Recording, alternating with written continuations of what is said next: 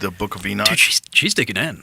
Oh yeah, she's digging in. Yeah, she's all in on the UFOs. I know she is. I don't know what they tell her. Yeah. I mean, is she useful to them? You know, it's the whole thing is weird. Maybe. It's hard to know. But when I started reading it, now, if that was included in the Bible, if they had, because it really was rabbis that decided that it didn't jive with the Torah, right? Right. And so they said, no, this one's Can't too have crazy. This, yeah. If that was in the Bible, and that's what we were taught, things would be different. Do you imagine, like, Sunday church, the Watchers came down and made it. But meanwhile, that is in the same area of Qumran, written down as the Book of Isaiah. So all these things that are included in the Bible, that's there. It's all in the same word. Why are we ignoring some of it? Like, that's really crazy. Why ignoring the stuff that seems the most kooky? I think that there's probably maybe disagreements because, I mean, there's so much change for the biblical canon from all of these different, councils, like the Council of Nicaea, all these different censorings and changing of the Bible. It's probably personal issue. It could be something as simple as just someone who personally did not believe that. It was like, that's bullshit. Remove that. That's not real. There's no way there were giants. But I love how at the beginning of the Bible, it's like there were giants in those times and the times before. Yeah. Anyway. All over. Moving on, never mention it again, in any sort of real context other than David and Goliath in a few situations. But no, I really am starting to wonder if there was a giant race that was on this planet, there was. Dude. I really do. The Native American depictions alone. Yeah. There's too many stories of enormous men that they had to kill. Yeah. And their history, their oral tradition goes so far back. Yeah, imagine we're talking 10,000. Yeah. Now that we know that human beings lived in North America 22,000 plus years ago, right? So the fossilized footprints that they found in New Mexico, so that's 22,000 years. So imagine if 22,000 years ago these things were a real thing. How many of them have you found? You haven't found any bones of humans from 22,000 years ago in North America, have you? No, right? So why? Exactly. Does the Smithsonian have them, these motherfuckers? If they really do have a giant down there, can you imagine? I think they probably do, Joe. Can you imagine if there's there's a tomb that you have to go into? It's like a vault. The guy cranks open the vault. It's like the history version of Area 51. You see a fucking head the size of this table, and you're like, what? That's what we're dealing with.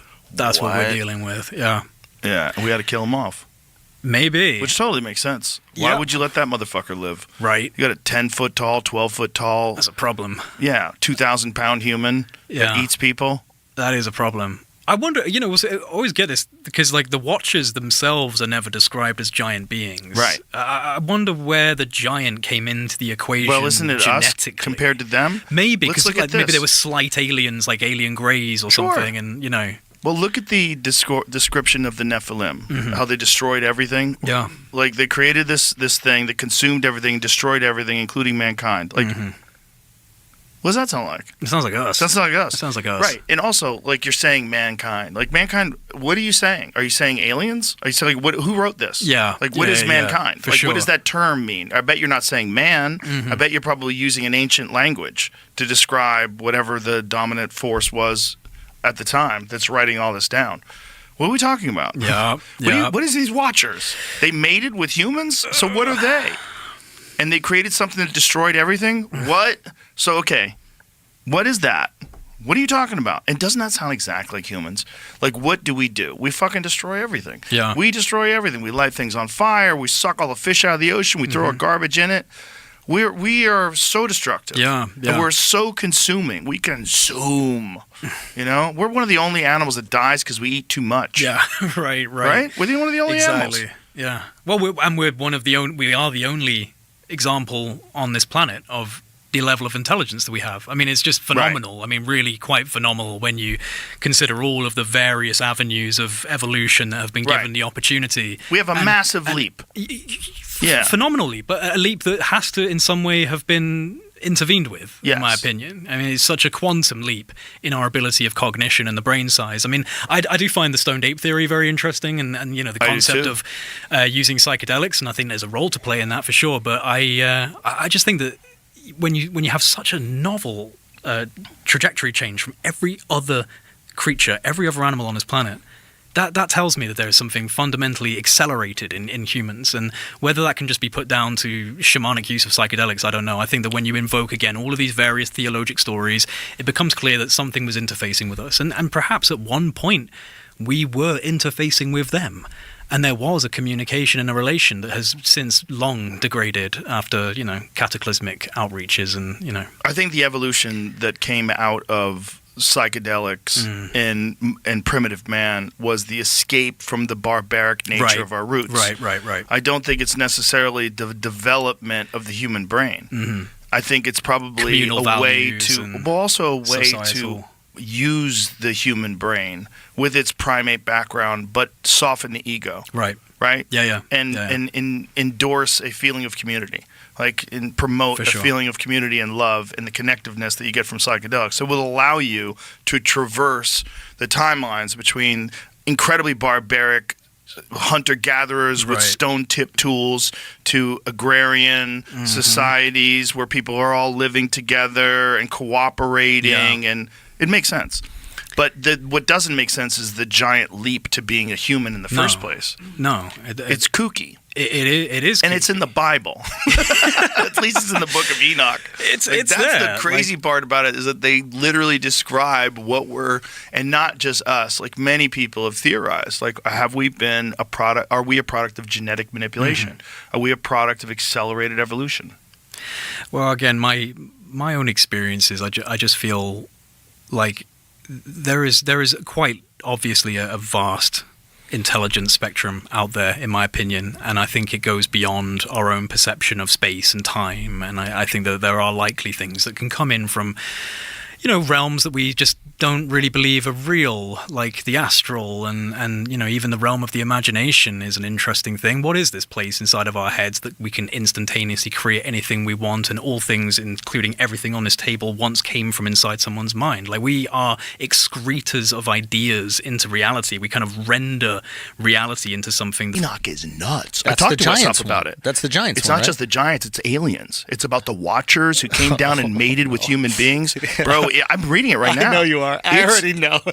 Bananas.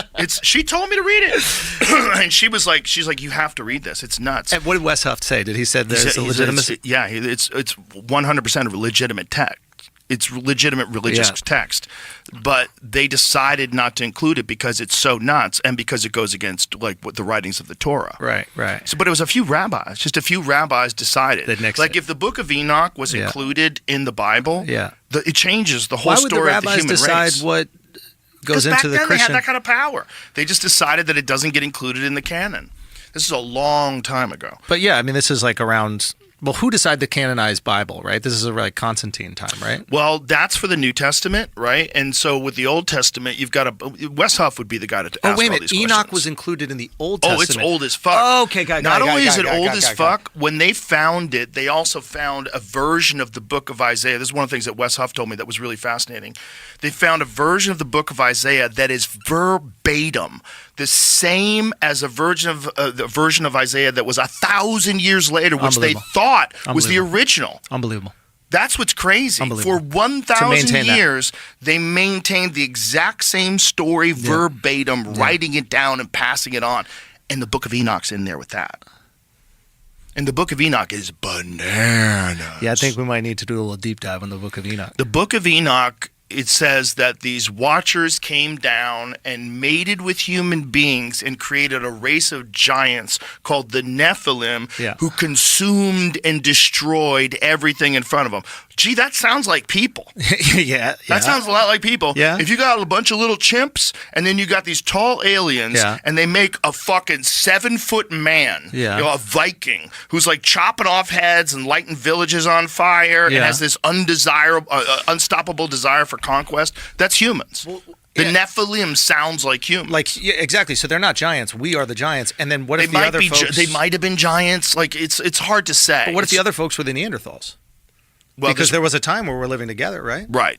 Well, they were here before us, allegedly. Well, this is the question: is like, where did humans come from? Yeah. This is the real question. There's a really interesting show on PBS right now called Human, where this lady goes on this journey of. It's like. She's what is her degree in? Is she an anthropologist? I believe she's an anthropologist, but or maybe some sort of biologist. But she goes over the history of the human species. It's very interesting. The migration from across the Bering Land Bridge into North America, when the oldest people started coming here, how they came here. Fascinating stuff. But that's one of those things. Like if you think ancient history is filled with horseshit, like ancient human history, like of the humans. That's the woman's name. I don't want to fuck up her name. Ella al-Shamahi, and it's on BBC and PBS. Really good show. I just started watching it. She's a paleontologist, degree in genetics and taxonomy and biodiversity. But they just found recently a human skull that pushes the date of humans back another 500,000 years. Yeah. So it's like all they know is what they find in the fossil record, and there's so little fossil record. Yeah. And then they keep finding new things. Yeah. Like they just found Denisovans in like 2010. They're like, whoa, what is that? What's this? Total new branch of the human tree. It's called Denisovans. Denisovans. Yeah, they found like a bunch of teeth, I think, in Asia, and they're like, what the fuck is this? And then or maybe it was Russia. So there's that. There's the one that they found in China, the big head people. That's the one that I saw. Real recent. Yeah. That's real recent. I forget what that one's called. We've done this a million times, but I always forget. But so they're always finding these new versions of humans. So how many of them really were there? But if there's a bunch of science experiments, if aliens are coming down and like, let's try them where they're short and really powerful and they only eat meat. And that's Neanderthals. Like, stop. This one's not a good design. This is not a good design. We need them a little more frail so they invent things. Yeah. Because the brutes don't invent anything. Yeah, more frontal cortex. Yeah, the Neanderthals had bigger brains than us. That's what's interesting. So then what part of our brain was specifically different? See, we have a very our idea of them is that they were dumb and they couldn't talk and that they were brutes. But it doesn't seem like that's true. In fact, it seems like they had art, they definitely had tools, and they had language. And they might have been as smart as us. They were just different. And maybe us being a little weaker is what made us smarter. You know? Or made us work collectively. Maybe we're a little more alien. Just a touch. Right. There's a little too much salt in that stew. Let's add a touch more of us. And, it seems like the hairy, 5'7", 200-pound fucking savages with big eyes that might be able to see at night. Because it looks like they might have had night vision. They have huge eyeballs, man. Right. The Neanderthal eye socket's way bigger than ours. Their skull's thicker. Their bones are more dense. They might have had night vision, like a dog. You know how dogs, their eyes glow when the headlights hit them? They might have had that same ability. I mean, I don't know why. That design's too sketchy. It's just not working. They can see at night, and then they go hunting other people. This is too much. But then we hunted them. Maybe. We might have just fucked them. I also heard we fucked them. Well, you had that joke, right? You're like, I got a little bit of... Yeah. One more time with the monkey. But in terms of, like, the stories, like... All right, you know when a comic gets off stage and like they think they killed but they bombed? Right. Like there could be people telling those stories in the books. There could be. Like meaning what their rendition of what happened is in the book and that is what they truly believed happened. They might not even be delusional. They are delusional, but like that's what they saw and that's what happened to them. And history is always written by the winners. Exactly. Yeah. My version of the Bible story back in the day, I used to have this bit about Noah's Ark. I was like, the problem with the Bible is people are full of shit and that story sucks. Yeah. Like, it's that simple. It's like people lie all the time. I've never met any politician or any person who's in charge of anything that's like really important that I would say never lies. So if you're back then where there's zero accountability, zero video, zero anything, they can't even write. Well, that's where the cross-referencing makes sense, right? It's like that's when you got a bunch of different people saying the same thing or similar things. You start to go, okay, maybe this